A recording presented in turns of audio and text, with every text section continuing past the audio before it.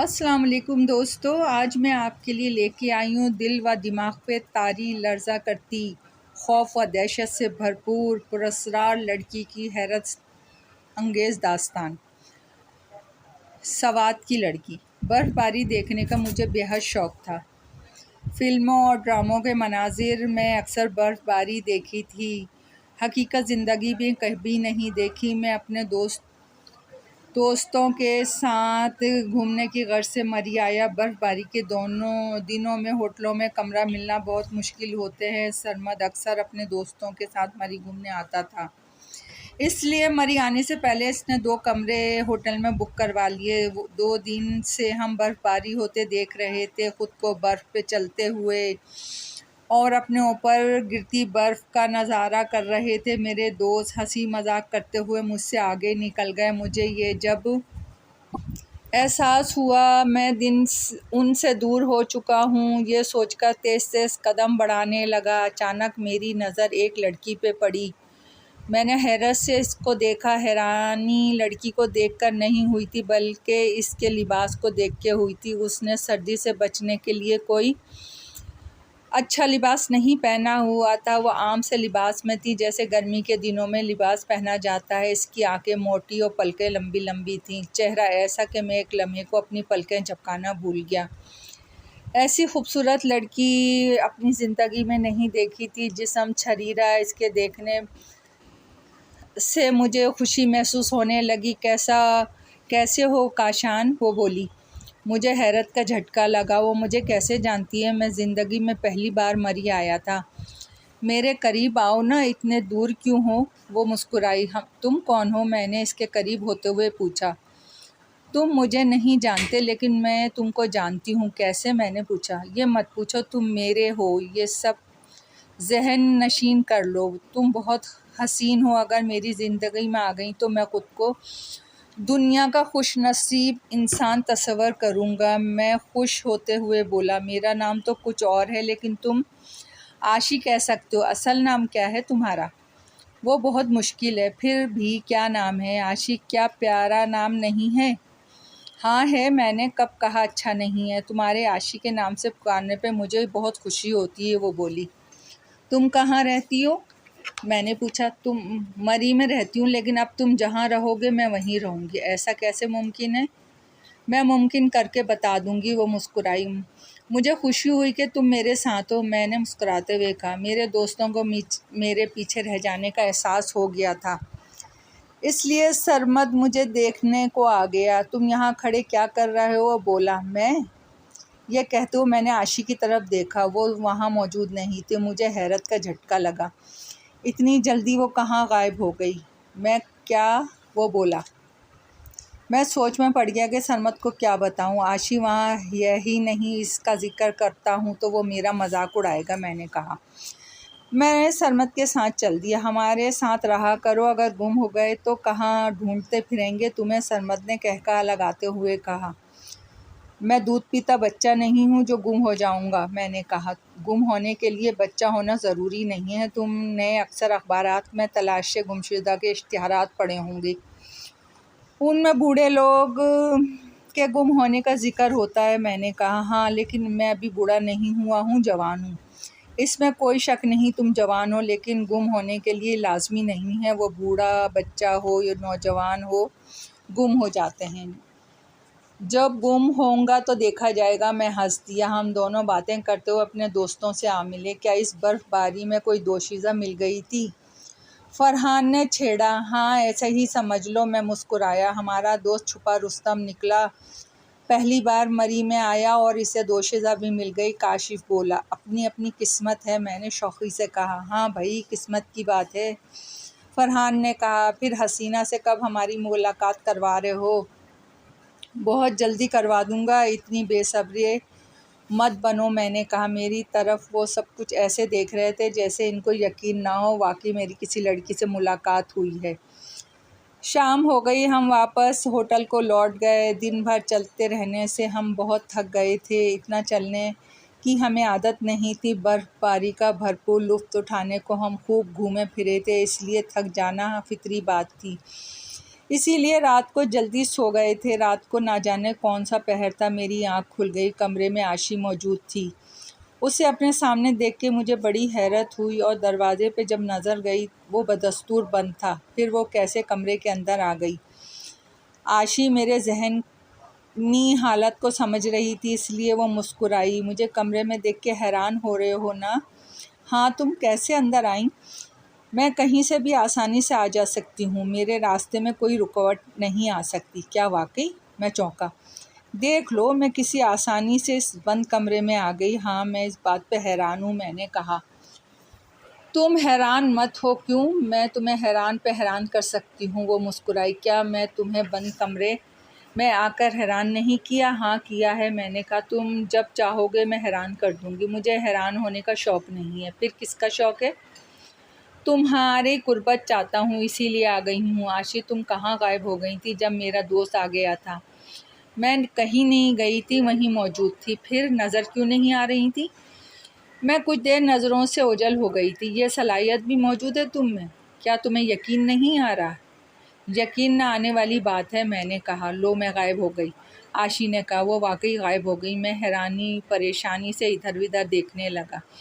हद तक के बेड के नीचे भी झांक कर देख लिया, वो कमरे में मौजूद नहीं थी। मेरे लिए ये बड़ी हैरानी की बात थी। वो बाहर भी नहीं गई, बस कमरे से अचानक गायब हो गई। अचानक से आशी फिर ज़ाहिर हो गई। देख लिया, मैं गायब भी हो सकती हूँ, वो बोली।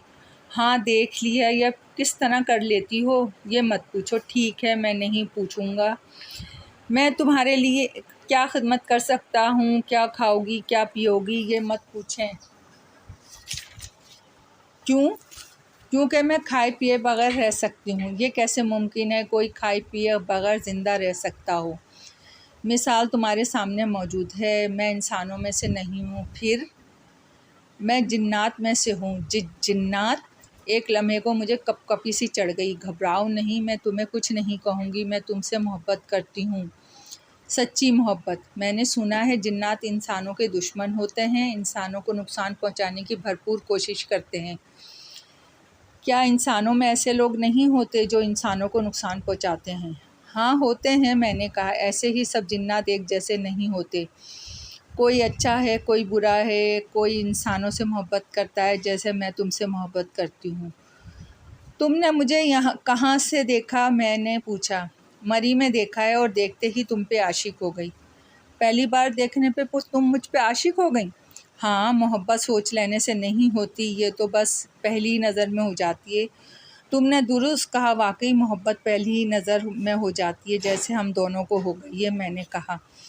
कुछ देर बातें करके वो चली गई। मैं सोने को बेड पे लेट गया, लेकिन नींद मुझसे कोसों दूर थी। मैं आशी के तस्वरात में डूबा हुआ था, इसीलिए करवटों पे करवटें बदल रहा था, लेकिन भरपूर नींद ना ले सका। सुबह बेदार होने पे तबीयत बोझल बोझल हो रही थी। मरी में हम जितने दिन रहे, वो हर रात मुझसे मिलने आती रही। मैं जब दोस्तों के साथ घूम रहा होता, इस वक्त भी वो एक लम्हे को झलक दिखा के गायब हो जाती। हम जब कराची गए, वो भी मेरे साथ चली आई। वो साई की तरह मेरे साथ रहती थी, लेकिन नज़र किसी को नहीं आती थी। मैं इससे भरपूर इश्क करने लगा था। आशी के इश्क में मैं खुद पर तवज्जो देना बिल्कुल छोड़ दी थी। मेरी हालत बिल्कुल मजनूओं जैसी थी। घर और घर से बाहर क्या हो रहा है मुझे कुछ खबर ना थी। मैं हर वक्त अपने कमरे में ख़ुद को बंद रखने लगा था। आशी मेरे पास ही रहती थी। अगर वो कहीं जाती भी तो कुछ वक्त के लिए जाती थी, फिर लौट आती थी। ख़ुद पे तवज्जो ना देने से मेरा हुलिया अजीब व गरीब हो गया था। सर के बाल बेतहाशा बड़े, शेव करना भी छोड़ दी थी। घर वालों के बार बार बाल कटवाने के कहने पर भी बालों पे तवज्जो ना देता। मेरा हुलिया ऐसा हो गया था कि पहली नज़र में देखने वाले को ऐसा महसूस होता मैं पागल हूँ। मेरी हरकत पागलों से कम ना थी। मैं हर वक्त आशी को अपने पास महसूस करता, सिवाय मेरे वो किसी को नज़र नहीं आती थी। मैं आशी से बातें करता, घर वाले समझते मैं खुद से बातें कर रहा हूँ।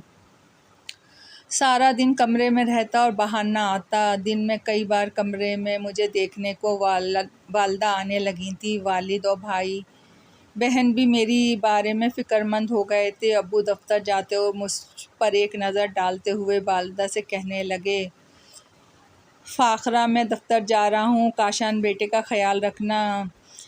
नोमान, मैं इसकी माँ हूँ और मुझसे ज़्यादा कौन इसका ख्याल रखेगा। डॉक्टरों का ख्याल है। काशान, बेटे की ज़हनी तवाज़ुन ख़राब हो गया है, इसका ख्याल रखना बहुत ज़रूरी है, वरना ये दौरे पड़ने पर ख़ुद को नुकसान पहुँचा सकता है। मैं अब्बू की बात सुन पर मुस्कुरा देता। इनको इतनी सी बात समझ नहीं आ रही थी कि मैं आशिक इश्क में मुब्तला हो चुका हूँ।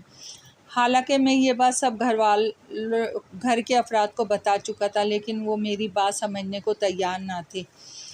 एक माह तक डॉक्टरों के इलाज से कोई फ़ायदा न होने पर पीरों का लाया जाने लगा। उनको देख के आशी ने मुझे बताया कि ये सब जाली पीर हैं, उनको कुछ नहीं पता। एक दिन वालिद साहब के साथ पीर फरहद बख्श बुखारी आए। उनको देख के आशी घबरा गई। क्या बात है, तुम परेशान क्यों हो गई हो? मैंने पूछा। ये असली पीर है, असली हो या नकली डब्बा पीर, इससे क्या फ़र्क पड़ता है? मैंने पूछा। ये हम दोनों को जुदा कर देगा। मेरे होते हुए कैसे जुदा कर सकता है? मैंने कहा। तुम ही कुछ कर सकते हो, तुम ऐसा करो ये फिर दोबारा इस घर में ना आए। ठीक है, मैंने कहा। पीर फरहद बख्श बुखारी ने ठीक है, मैंने कहा। पीर फरहद बुखारी ने ज़ेरे लब कुछ पढ़ा। अभी वो कुछ बोलने ही वाले थे कि मैंने उस पर हमला कर दिया। उनका गला दबाने लगा। थोड़ी देर और मैं उनका गला दबाता तो पीर फरहद बख्श का काम तमाम हो जाता, लेकिन उनकी खुशनसीबी घर वाले वहाँ मौजूद थे। मेरे वालिद भाई इम्तियाज़ फ़र्रुख ने बड़ी मुश्किल से मुझे काबू किया था। ख़ासी देर तक पीर साहब के हवास बहाल ना हो सके। हवास बहाल होने पे बोले, इस पर एक खबीस आसिफ का साया है जो इसको मज़हब से दूर रखना चाहता है ताकि अपने मज़मूम मकासद के लिए इस्तेमाल कर सके। इसलिए ये अपनी तमाम दीनी फ़राइज़ और दीगर मामलात से दूर होकर घर में पड़ा हुआ है। क्या ऐसा भी होता है? अब्बा जान ने पूछा। हाँ, आसिफ जो काम खुद नहीं कर सकते उन मकासद के लिए इंसानों को इस्तेमाल कर लेता है। ये आसिफ काशान को गलत कामों के लिए इस्तेमाल करेगा, लेकिन तुम फ़िक्र ना करो, मैं ऐसा हरगिज़ नहीं होने दूँगा। जैसा मैं कहूँ ऐसा ही करना। ठीक है, हम सब ऐसे ही करेंगे, अम्मी जान ने कहा। काशान को तुम्हें रस्सियों से बांध के रखना होगा, वरना इलाज से बाज रखने को तुम लोगों पर भी हमला करने से बाज नहीं आएगा। मुझे एक ही रस्सी ला दो, पीर साहब ने कहा। फ़र्रुख घर में रस्सी ले आया। पीर फरहद ने रस्सी पर दम किया और अब्बा जान को दे दी। पीर फरहद की हिदायत पर मुझे कुर्सी पे बिठा के इस रस्सी से बांध दिया गया।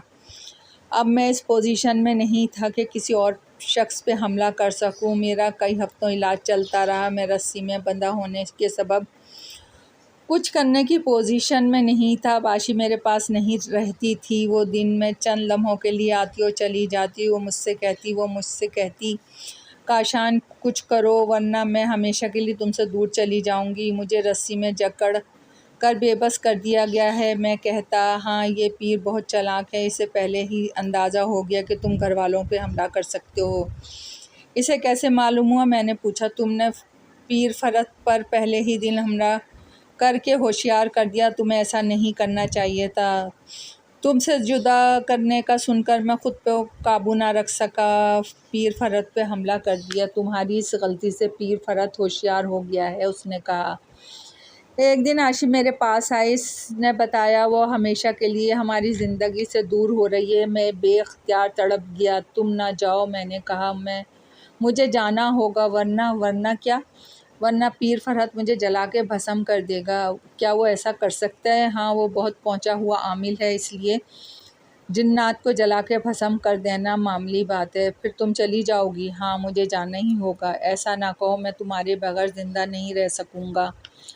मैं फट पड़ा। तुम्हें ज़िंदा रहना होगा। तुम ज़िंदा रहे तो दोबारा मिलने की उम्मीद कायम रहेगी। ठीक है, मैं ज़िंदा रहूँगा, क़यामत तक तुम्हारा इंतज़ार करूँगा, मैंने कहा। आशी चली गई। वो फिर कभी लौट कर नहीं आई। मेरी कई माह तक हालत पागलों जैसी रही। इलाज भी जारी रहा। पीर फरहद के इलाज से आहिस्ता आहिस्ता मेरी हालत में बेहतरी आती चली गई। नॉर्मल हालत में आ जाने पे तालीम से ताल्लुक़ तोड़ लिया था। आज मैं एक अच्छे सरकारी ओहदे पे फाइज़ हूँ। गुज़रे वक्त और आशी के मुतालिक सोचता हूँ तो मुझे ख़ुद पर शर्मिंदगी होती है। मैं एक आसेब के चक्कर में पड़कर अपनी ज़िंदगी बर्बाद करने चला गया था। ये पीर फरहत बख्श का मुझ पर एहसान है कि मैं एक नॉर्मल ज़िंदगी गुजार रहा हूँ। दोस्तों, कहानी पसंद आई हो तो लाइक और सब्सक्राइब कीजिएगा। आपकी दुआओं की तलबगार।